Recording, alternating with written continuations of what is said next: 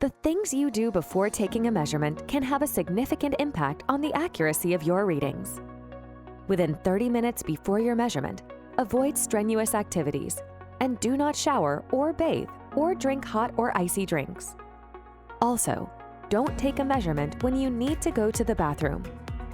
To prepare, find a quiet place, sit at a table, and keep your legs uncrossed.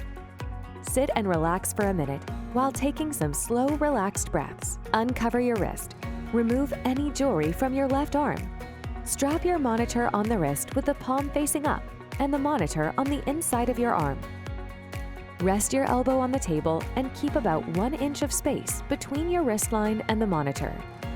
Right now, you're set for an accurate measurement, and you can click the Start button. If the cuff is at heart level, the positioning check will pass and the measurement will start right away. If needed, move your arm up or down as indicated until you have found the correct position, and the measurement will start. Please remember to relax and not talk while measuring. Your measurement result will appear on the display within a minute.